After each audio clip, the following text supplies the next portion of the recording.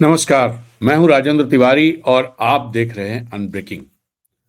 Unbreaking के इस विशेष video, खास तौर पे एक विशेष सीरीज जो हम शुरू कर रहे हैं, इंडो चाइना ट्रैक के पहले वीडियो में आपका स्वागत है। और इस वीडियो की जरूरत क्यों पड़ी, ये इम्पोर्टेंट क्यों है, ये सीरीज क्यों इम्पोर्टेंट है, इस पर बात करें उससे पहले आप सभी लोगों को नए साल की बहुत बहुत शुभकामनाएं।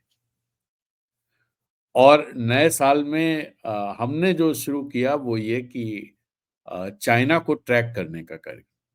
और चाइना को ट्रैक क्यों करना है, क्या ऐसी बात है, तो इसी पर बात करेंगे और ये समझने की कोशिश करेंगे कि चाइना पर नजर रखना जरूरी क्यों है और खास तौर पे हमारे लिए क्यों जरूरी है, हम भारतीयों के लिए क्यों जरूरी है। और दूसरी बात ये कि इस पर बहुत सारी सामग्री है तो, लेकिन हिंदी में आसान भाषा में और आसान तरीके से ये सामग्री उपलब्ध नहीं है।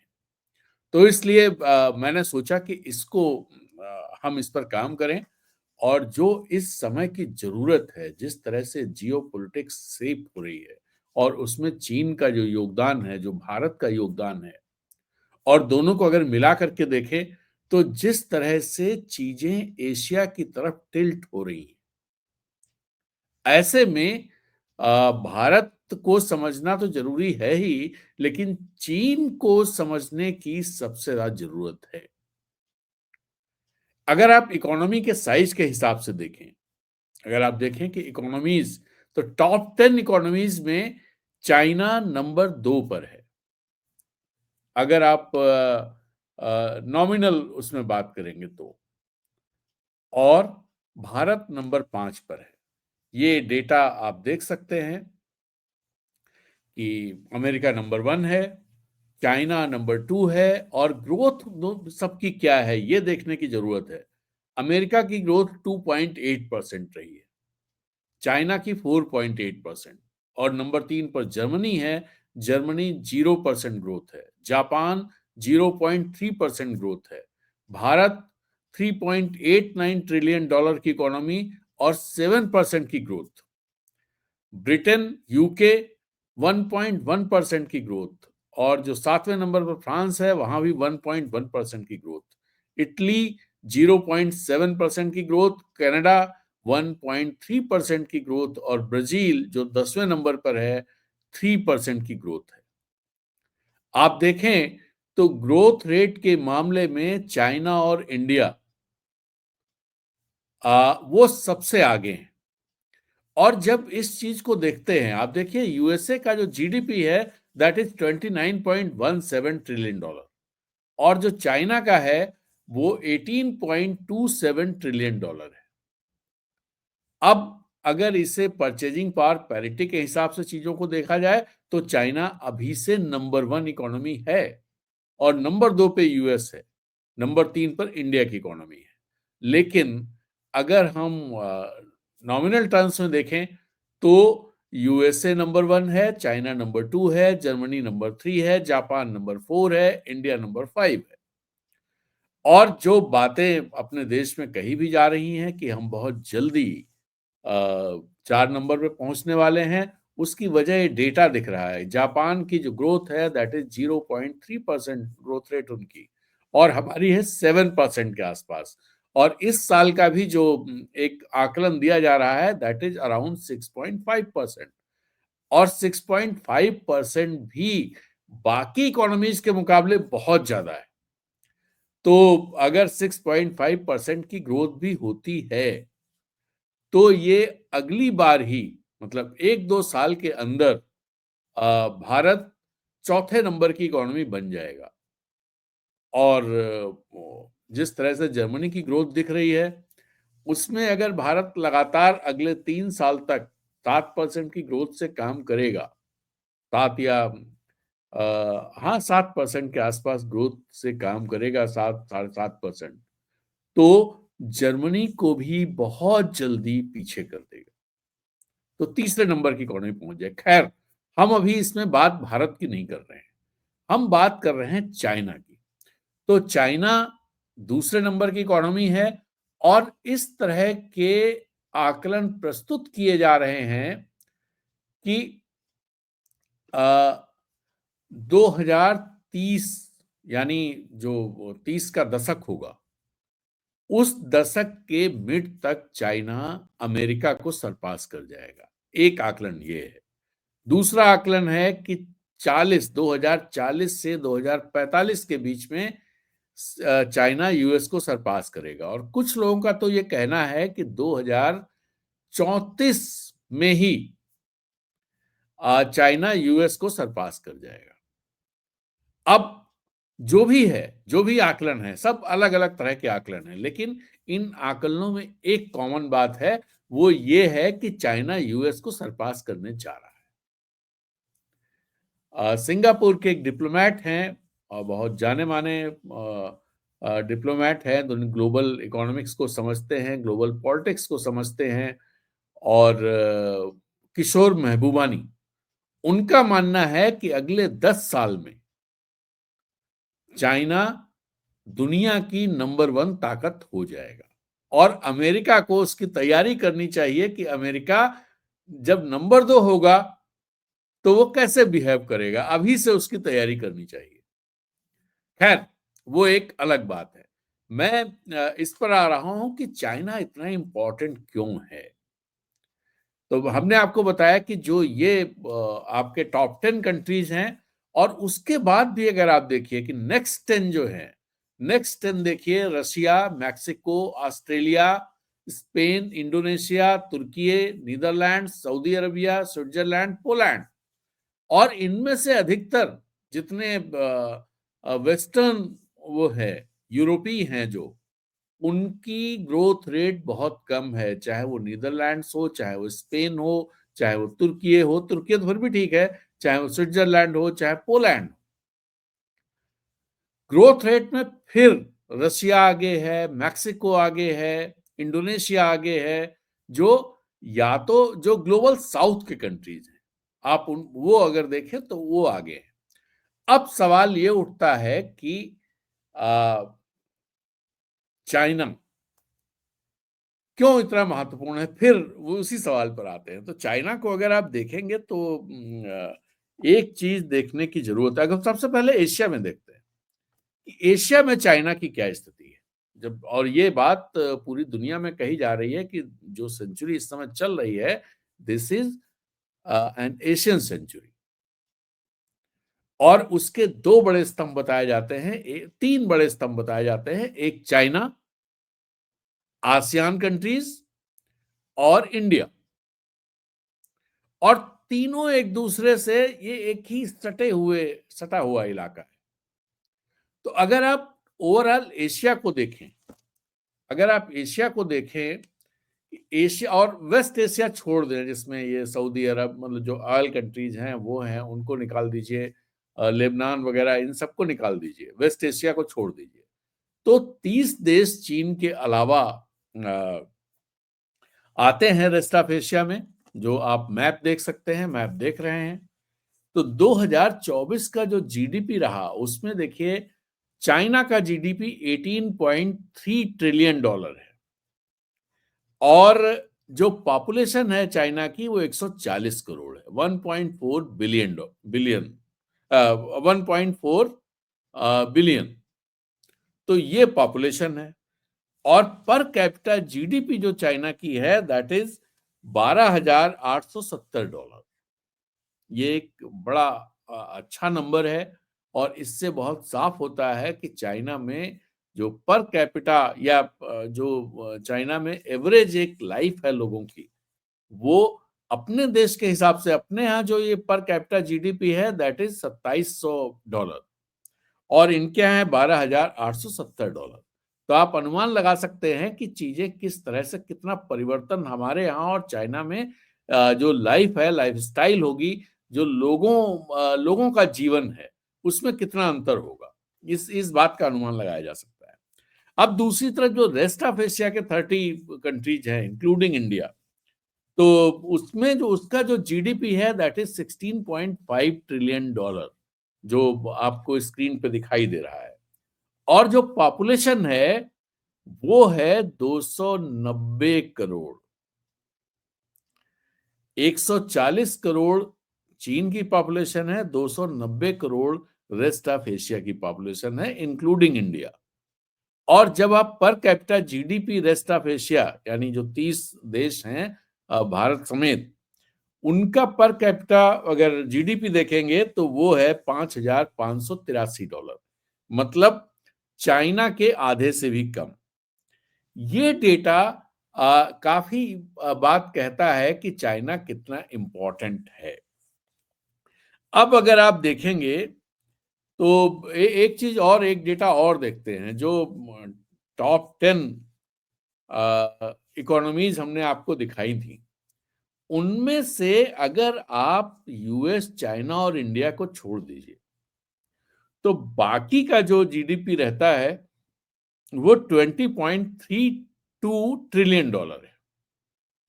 और चाइना का अकेले 18.5 या 18.6, जो अभी आपको $18.28 ट्रिलियन है।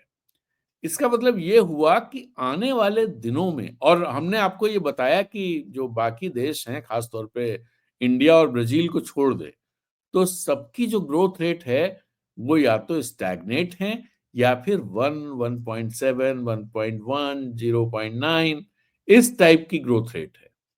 एंड चाइना की ग्रोथ रेट 4.8, और जो इस बार अभी शी जिनपिंग ने क्लेम किया है, उनका कहना है 5% प्लस ग्रोथ रेट रहने वाली है।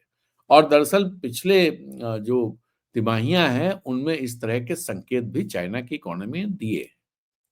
तो अगर 5 प्लस रहती है, 5% प्लस की ग्रोथ रेट रहती है, तो इसका मतलब ये हुआ कि चाइना बहुत जल्दी चाइना बहुत जल्दी ये जो देश हैं, खासतौर पे अमेरिका और इंडिया को छोड़ करके बाकी सबको मिला करके उनकी जो इकोनॉमी है उनसे भी ज्यादा हो जाएगा, उनसे भी ज्यादा हो जाएगा। अब एक एक चीज और देखते हैं, वो ये देखते हैं कि जो चाइना की इकोनॉमी इतनी तेजी से बढ़ क्यों रही है और कैसे क्या हुआ है। क्या ये कहा जाता है चाइना दुनिया की फैक्ट्री है, तो ऐसा क्यों है? क्या चाइना वाकई दुनिया की फैक्ट्री है? तो पहले ये समझते हैं कि दुनिया के जो आपस में देशों का बायलैटरल ट्रेड होता है, जो दुनिया का टोटल ट्रेड होता है, उसमें चीन की हिस्सेदारी कितनी है? क्या उसमें चीन की हिस्सेदारी अब बहुत ज्यादा है? जी हां, चीन की हिस्सेदारी ग्लोबल ट्रेड में इस समय बहुत ज्यादा है। उसका अकेला हिस्सा, सबसे ज्यादा हिस्सा उसी के पास है। 120 देश ऐसे हैं दुनिया के जिनका सबसे बड़ा ट्रेड पार्टनर चीन है। और इन देशों में कौन से शामिल हैं देश? इसमें अमेरिका शामिल है, इसमें ईयू शामिल है, इसमें आसियान शामिल है। ईयू के साथ, आसियान के साथ पहले देखें तो $1 ट्रिलियन का ट्रेड चाइना के साथ है। $1 ट्रिलियन। और ईयू के साथ $800 बिलियन का ट्रेड है। यूएस के साथ $665 बिलियन का ट्रेड है। और भारत, ये 1, 2, 3 थे, भारत 13वें नंबर पर है और भारत के साथ $136 बिलियन का ट्रेड है। चाइना की लिस्ट में, चाइना के साथ, जबकि भारत के जो ट्रेडिंग पार्टनर्स हैं उनमें चाइना नंबर 1 है, लेकिन चाइना की लिस्ट में हम 13वें नंबर पर हैं। यह भी एक समझने की जरूरत है। तो एक तो ये बड़ा, और दूसरी बात यह है कि जो मैन्युफैक्चरिंग है दुनिया में, उसमें चीन का हिस्सेदारी, चीन की हिस्सेदारी 37% के आसपास है। 37% वर्ल्ड मैन्युफैक्चरिंग में। एंड आप सोच रहे होंगे भारत की हिस्सेदारी क्या है? भारत की हिस्सेदारी सिर्फ 3% है। और जो अपने यहां एक कार्यक्रम चला था, मेक इन इंडिया, और पिछली बार इस तरह की बातें कही जा रही थी, कुछ विद्वान लोग ऐसा कह रहे थे कि अगर जो भारत है, भारत हमें जो चीन चीन की जितनी मैन्युफैक्चरिंग है, उसका 10% अगर भारत अपनी तरफ ये टारगेट करे तो क्या होगा? दरअसल अगर आप पहले दोनों के साइज देखें, साइज अगर आप देखते हैं तो चाइना का जो मैन्युफैक्चरिंग है वो 5,000 बिलियन डॉलर की है, मतलब 5 ट्रिलियन डॉलर, और इसका 10% हुआ 500 बिलियन डॉलर। भारत का जो मैन्युफैक्चरिंग सेक्टर है ये कुल मिलाकर के 450 बिलियन डॉलर का है। अब अगर 450 बिलियन डॉलर, 400 450 बिलियन डॉलर है, अगर 10% चाइना की मैन्युफैक्चरिंग इंडिया शिफ्ट होती है तो आप सोचिए कि जो इंडिया अभी मैन्युफैक्चरिंग में है इसका जस्ट डबल हो जाएगा, और उसका डबल होने के लिए जो इंफ्रास्ट्रक्चर और जो चीजें चाहिए, क्या उसकी तैयारी हमारे देश की है? और अगर नहीं है तो फिर ये जो बातें कही जाती हैं, डेटा कहा जाता है, जिस तरह का लाया जाता है कि साहब 10% भी इधर ले आए अगर, तो बात सही है, 10% भी इधर ले आए तो आपकी मैन्युफैक्चरिंग जो है वो डबल हो जाएगा, मैन्युफैक्चरिंग सेक्टर, और डबल होने से एम्प्लॉयमेंट और हर चीज पर, इनकम, हर चीज पे असर पड़ेगा। लेकिन क्या ऐसा हो पाएगा? और अगर हो भी जाता है, मान लीजिए ऐसा कर लेते हैं हम 4 साल में, 5 साल में, तो तब तक चाइनीज मैन्युफैक्चरिंग 5,000 करोड़ से 5,000 करोड़ 5,000 बिलियन डॉलर से बढ़ जाएगी। वो वहां पे स्टैग्नेट नहीं है, क्योंकि उनकी इकोनॉमी 4.8% की रेट से बढ़ रही है। वो जर्मनी जैसा नहीं है कि 0% पे स्टैग्नेट है, ऐसा नहीं है।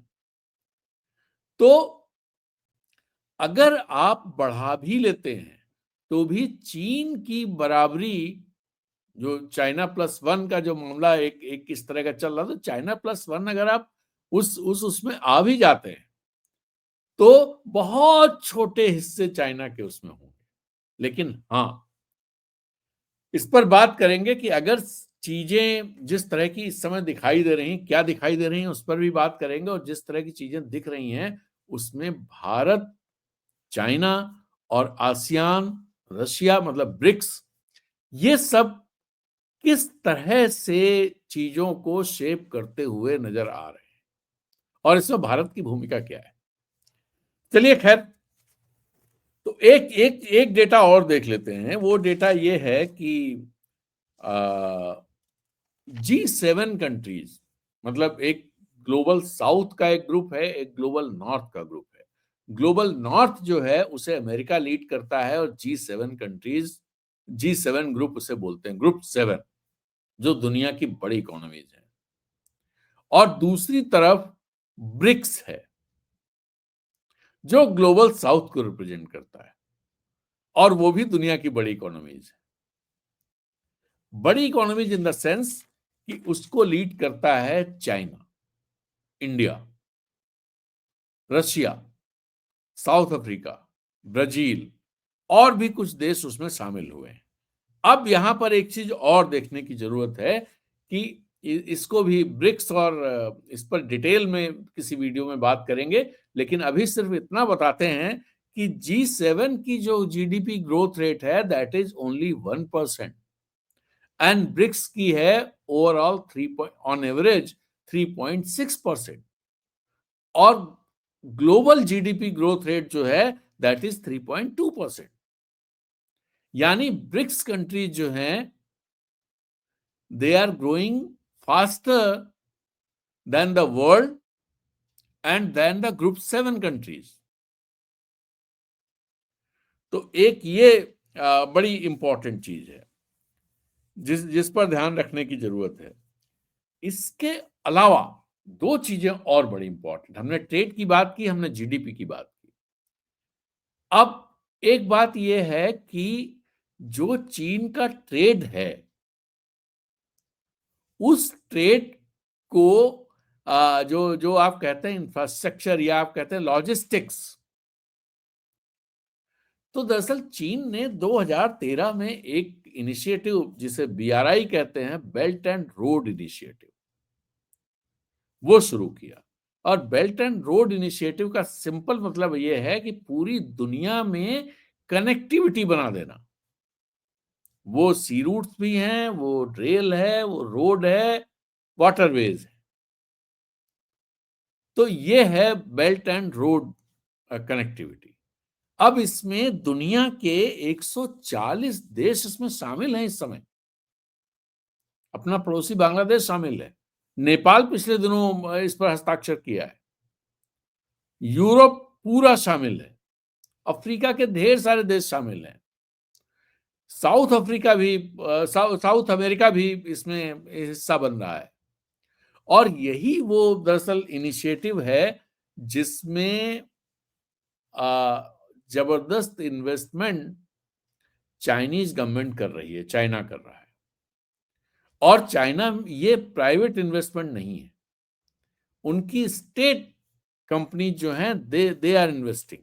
जैसे जो पाकिस्तान में जो ग्वादर पोर्ट तक जो रोड बन रही है, और ग्वादर पोर्ट भी, वो भी बीआरआई का हिस्सा है। कैसे वो चाइना देखिए कैसे सीधे वो आके वेस्ट एशिया में पहुंच जा रहा है या मिडिल ईस्ट पहुंच जा रहा है ग्वादर पोर्ट के चलते। तो ये सारी कनेक्टिविटी क्रिएट कर रहा है, और जो उसका ट्रेड है ये उस ट्रेड को फैसिलिटेट करता है। एक चीज तो ये है। दूसरी चीज ये है कि जिन कंट्रीज में जहां पर बेल्ट एंड रोड इनिशिएटिव शुरू हुआ या हाईवे बना, पोर्ट बना, रेल लाइन हुई, वहां पर जो इन्वेस्टमेंट चाइना का जा रहा है वो पार्ट लोन भी होता है, जिसको वेस्टर्न मीडिया खासतौर पे ये करती है कि कर्ज के उसमें दबा दे रहे हैं, चाइना दबा रहा है, फिर ब्लैकमेल करता है। ये एक उनका पर्सपेक्टिव है प्रस्तुत करने का।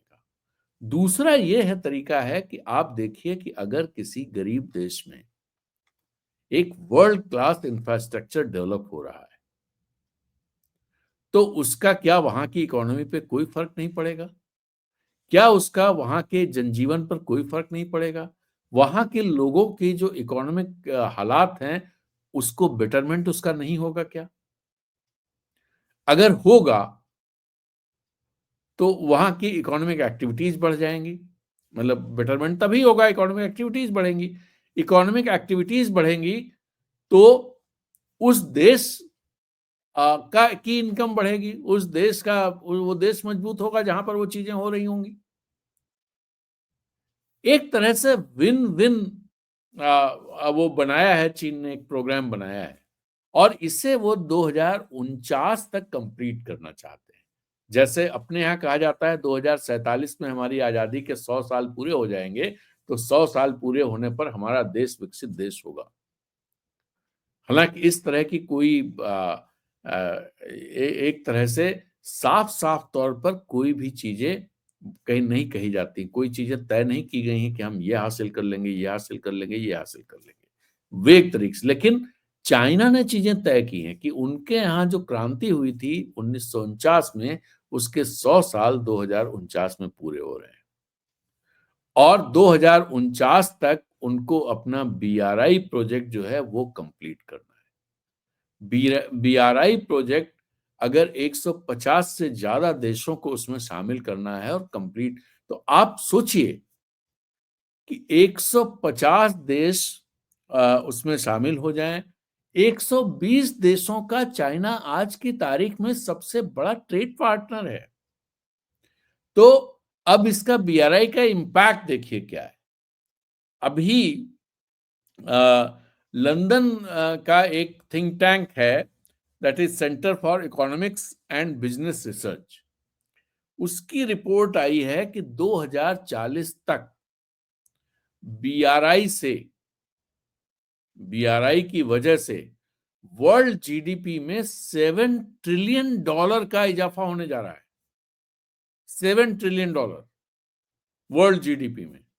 तो इसका मतलब कि ढेर सारे देश जो बीआरआई में शामिल हो रहे हैं, उनके यहाँ इकोनॉमिक एक्टिविटीज बढ़ जाएंगी, बहुत तेजी से बढ़ जाएंगी, और उसका फायदा उनके लोगों को तो होगा ही, चाइना को भी होगा। तो चाइना ग्रो करेगा। तो एक ये बड़ा इंपॉर्टेंट फैक्टर है। और एक और फैक्टर है जिसको ध्यान देने की जरूरत है, वो ये है कि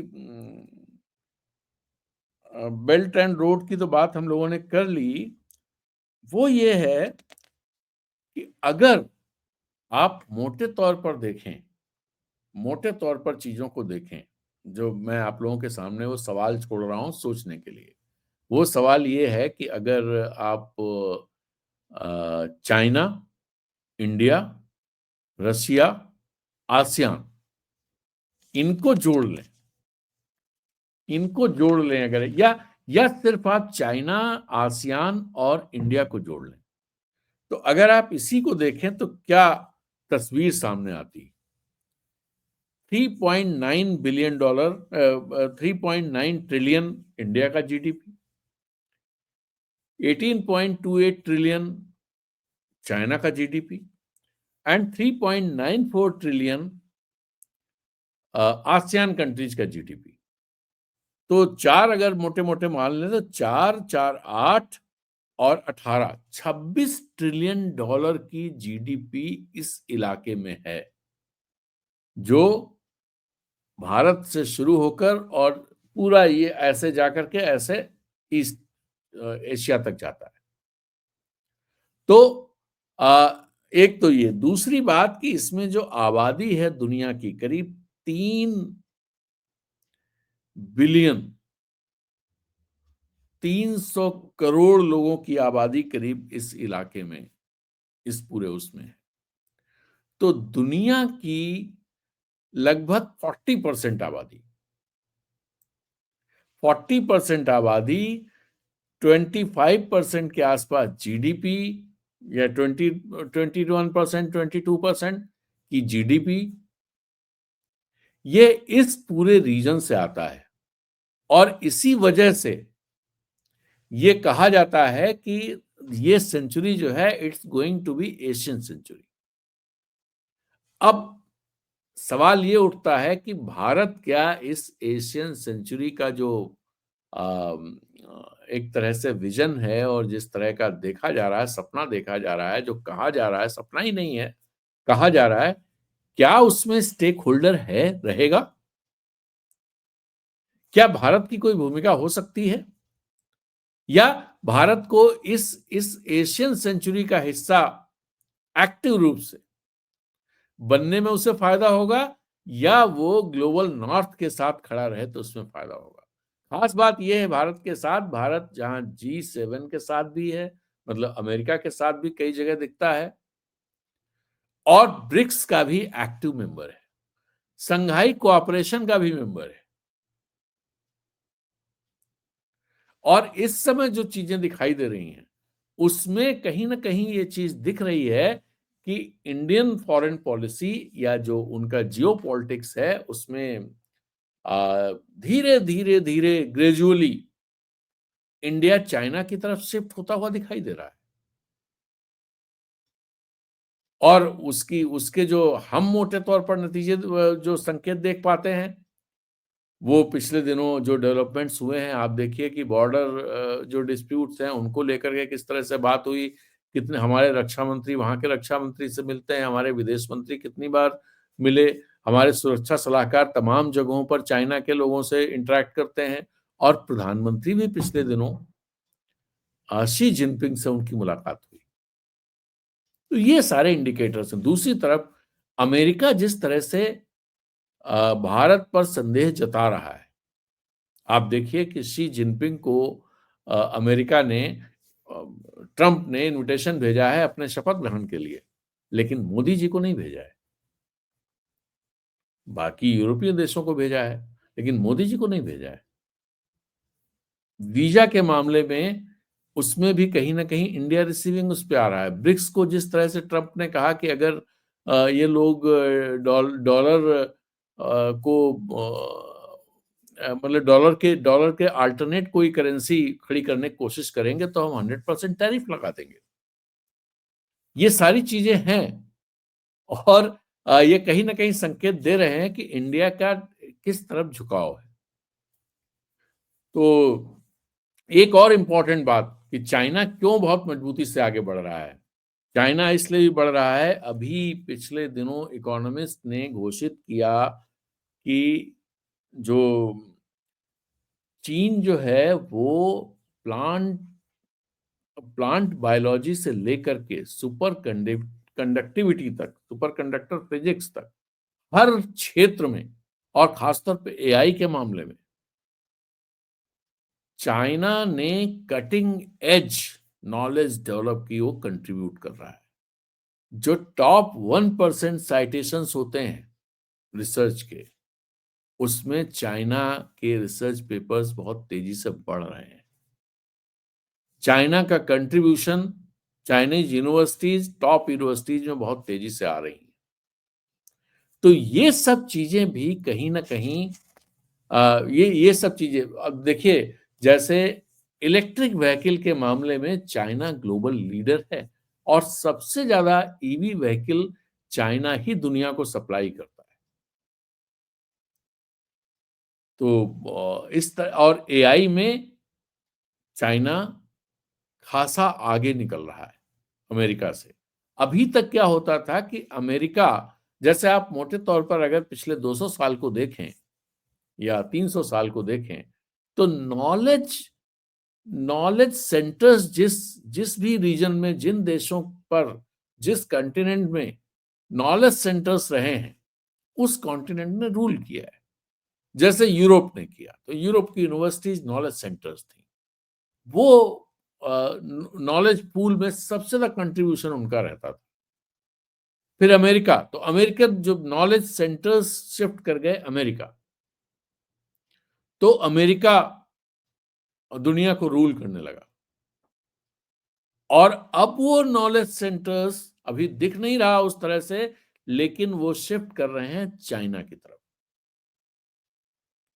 और जिसके इंडिकेशंस इन सब की, पेटेंट्स कौन ज्यादा फाइल कर रहा है, रिसर्च साइटेशंस कहाँ के होते हैं, कौन सा देश ऐसा है कि जहाँ की यूनिवर्सिटीज या जहाँ के साइंटिस्ट जो रेफरेंसेस लेते हैं, जो साइटेशंस देते हैं, वो उनके अपने देश के ही ज्यादा होते हैं। इसका मतलब ये हुआ कि उनके अपने देश में ही ज्यादा रिसर्च हो रही है।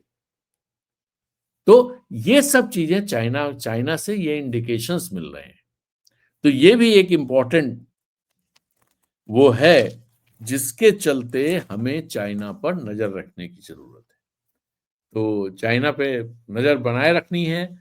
क्या हो रहा है, किस तरह से हो रहा है, उसका इम्पैक्ट हम पर क्या पड़ रहा है, दुनिया पर क्या पड़ रहा है, अमेरिका पर क्या पड़ रहा है, इसको समझने की कोशिश करते रहने का प्रयास हमारा ये वीडियो है। और इस क्रम में हम लगातार आपको तमाम तरह की जानकारियां, उनका विश्लेषण उपलब्ध कराएंगे। और एक चैनल भी इंडो चाइना ट्रैक के नाम से मैं शुरू कर रहा हूं, जिस पर भी ये वीडियो उपलब्ध रहेगा। उस चैनल को भी सब्सक्राइब करें। उस चैनल अलग से इसलिए मैं कर रहा हूं, जिसमें अगर किसी को सिर्फ इंडो चाइना ट्रैक में ही इंटरेस्ट हो, तो उसको वो उसे सब्सक्राइब करेंगे तो उनको सिर्फ उसी के वीडियोस के नोटिफिकेशन मिला करेंगे। अनब्रेकिंग में भी वो वीडियो रहेंगे। तो ये चॉइस है। बहुत सारे लोग ऐसे हैं जिनको अनब्रेकिंग में जो हम लोकल पॉलिटिक्स, नेशनल पॉलिटिक्स और जो एक इलेक्टोरल पॉलिटिक्स, इन सब पर जो बात करते हैं, हो सकता है उसमें इंटरेस्ट नहीं हो। तो उनके लिए बेहतर रहेगा कि वो इंडो चाइना ट्रैक, इस नाम से हमारा जो चैनल होगा, उसे सब्सक्राइब करेंगे तो उनको सिर्फ इंडो चाइना ट्रैक के वीडियो के नोटिफिकेशंस मिलेंगे। तो चलिए आज की बात यहीं समाप्त करते हैं। कुछ कमेंट्स हैं, हालांकि कुछ कमेंट्स ऐसे नहीं हैं। सभी लोगों को आचार्य प्रशांत मिश्रा, आईएस पटेल, यही 2 लोग हैं, दोनों साथियों को, मित्रों को नए साल की बहुत-बहुत शुभकामनाएँ।